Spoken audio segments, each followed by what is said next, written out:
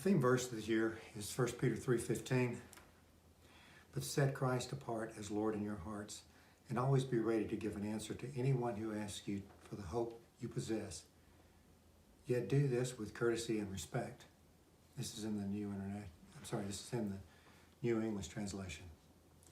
But set apart Christ as Lord in your hearts. If Christ is not Lord in your own life, don't bother to tell anyone else about him. Your witness begins with your walk. And it says your hearts, not just your heads. Head knowledge isn't enough. You have to have given yourself to Christ. Have you done that? Apologetics are for believers and people who are ready to believe. He must be Lord in your life, or people won't hear the words in your mouth. And it's your heads and hearts, not your parents'. You can't survive in college on your parents' faith. And there's always going to be a reason not to believe. People will find it. Don't think you'll convince anyone against their will. The next phrase, and always be ready to give an answer. Don't wait until your faith is challenged to prepare. If you have doubts or things that simply don't make sense, you need to check them out now while you have people around you who can help.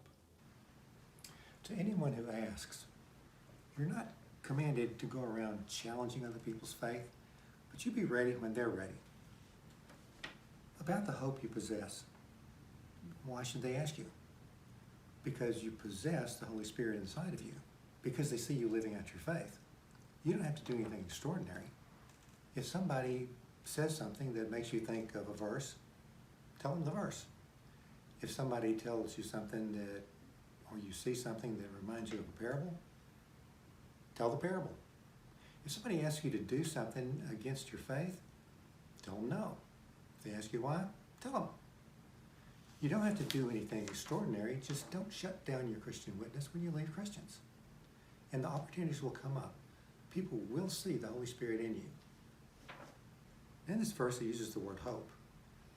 We as Christians tend to think that hope is not a good thing. You're supposed to have faith. It's two different things. You put your faith in what God says. For example, he says, if you believe on him, you'll be saved. So I know that I'm saved, but I don't know what's going to happen this afternoon or tomorrow. Now, when you hope, biblically, it's not hoping in an event. I hope this works out. No, you put your hope in the character of God. We know from Jeremiah 9:23 and 24 that God is loving, just, and righteous. So I don't know what's going to happen next, but I do know the God who's in control is loving, just, and he'll do the right thing. You put your faith in what someone says. You put your hope in who someone is.